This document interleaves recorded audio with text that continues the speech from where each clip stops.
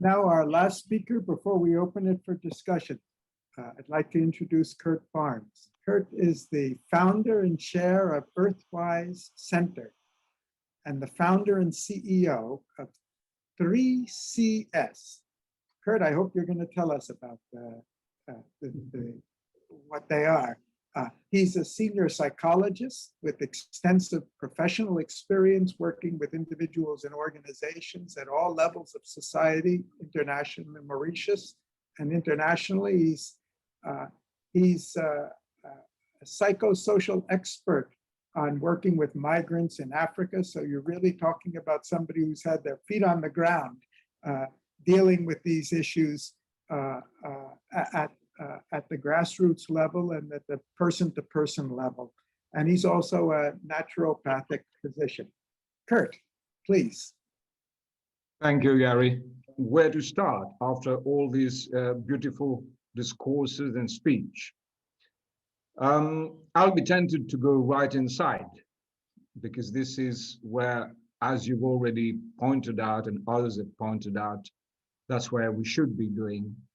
No change possible without a psychosocial approach or psychological approach. However, I'd like to attract your attention to something. There's been a lot of activity during the past, let's say 10 or 20 years, and yet these activities have not been bringing peace as such. In fact, when we looked at these activities, if we take just one country's among others, like in France, for instance, for the past 10 years, we've had an increase of violence, which is unprecedented. Something like from 45,000, we would say, criminal actions, it has moved up to 250,000. We see that doctors have been suffering from people who've been trying to beat them up, to do all sorts of nasty things to them. Basically, they've been suffering from violence in an increase of 50% during the past 10 years. So although we have people like Greta and others doing things around, we have wonderful organizations and institutions doing the job of making people think and trying to change the rules around. The violence that we express as human is growing. Is not going down. Even nature itself is doing the same job. We have more volcanoes around, more earthquakes, and like we've seen the floods during the past days, everything is more and more violent. We have a situation where we could ask ourselves, are we still a civilization, or is civilization in infancy? Like a primitive one, where we're still in fact reacting on the flight and fight response. If we look around, we still see that. We still see people suffering a lot. Some people are not willing at all to give away some of their privileges so that others could live in a decent manner. And some that are developing more are not ready to give up the privilege of having a fridge that they've never had before. So all these different ways that we have that are colliding are putting us in a situation where we have to ask ourselves, why so much violence? Maybe, after all, we are a species that inside itself has a need for domination. I would not say greed, because greed is just a byproduct of this need for domination to satisfy more and more of ourselves. But first is this need for domination, which produces violence.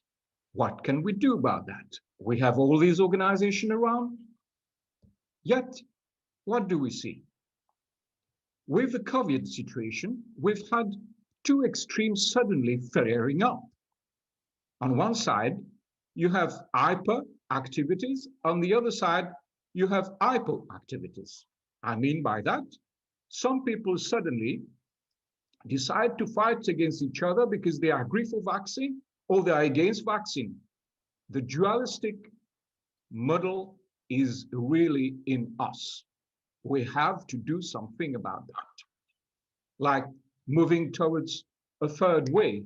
Let's look again at this. In our ordinary life, we have situations where if we look at a couple, some people will tell white lies. That's acceptable for many of us. But at the end of the day, these white lies might become the very reason why the marriage is not working anymore. We really need to put on the table all the feelings that we have, the perception that we have, and in the same manner that we have seen that in the past, when other people would protest, you would suddenly have in this peaceful protest what you call the black blocs. They just appear from nowhere. And they get engaged into violence. The violence is there. And it is more and more present. Some people would even say that you don't get anything without violence. It's useless to have a peaceful protest. However, with the confinement, we've suddenly seen peaceful protest without violence. Why? One of the so many explanations would be that suddenly people have been controlling borders, limits. These are things that we need to apply to our own behaviors. We need to consider what our borders should be and what our limits of intake of life should be so that everyone could live a decent life.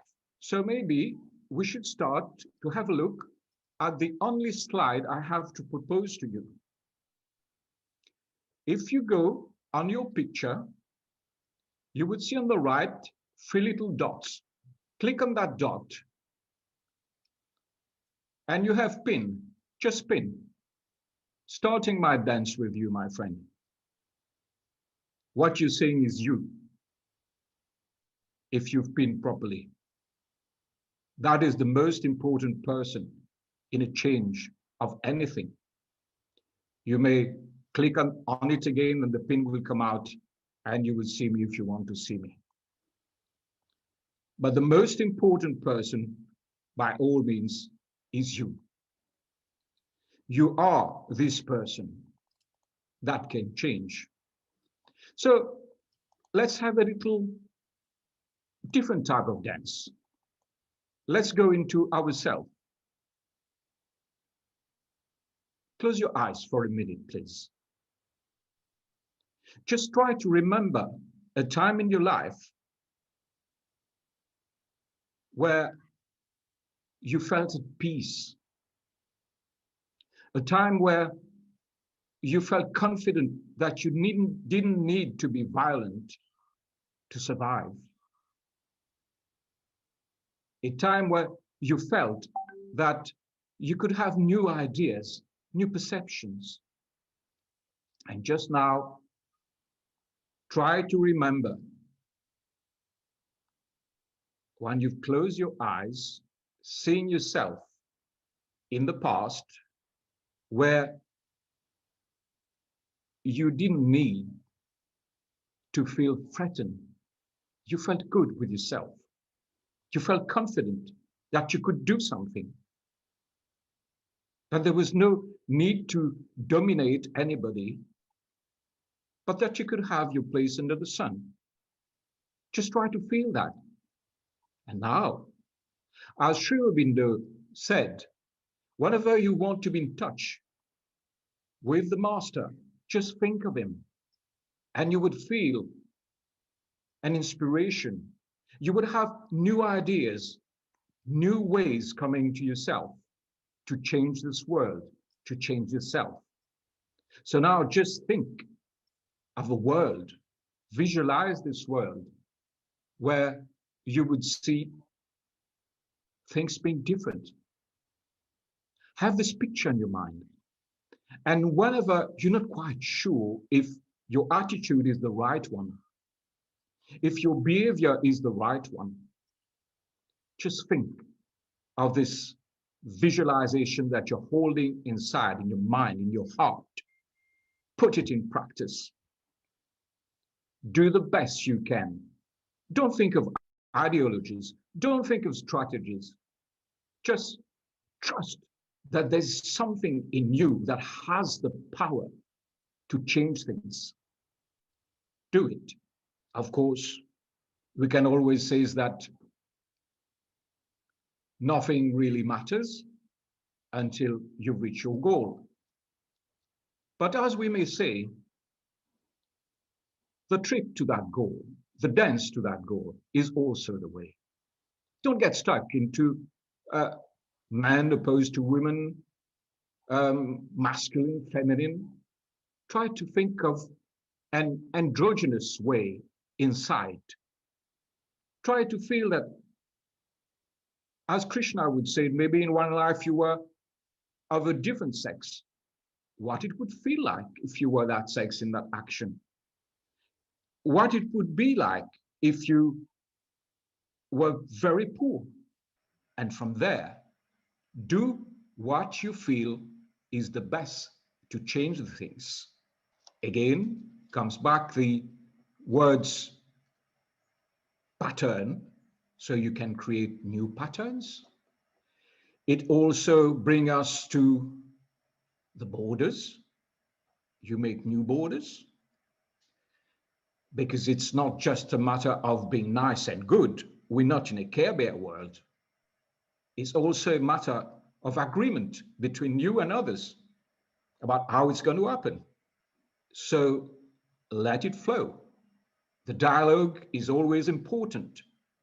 It's like what in the past used to be known as the Bildung, which is, if we put it in a modern term, would be conscientization. That is, by talking in small groups all over the place, like we're doing now, we can activate this new way of being.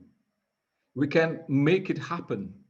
But for that, we need really to have more and more groups like the Laszlo Institute of New Paradigm Research has been proposing today. We need to listen to each other and also to our own selves, to this sort of strange need that we have inside of ourselves of becoming dominant, controlling, and at the same time understanding if we do that too much, nothing works. So these are some of the ways we can use. That's what I had to propose to you for today.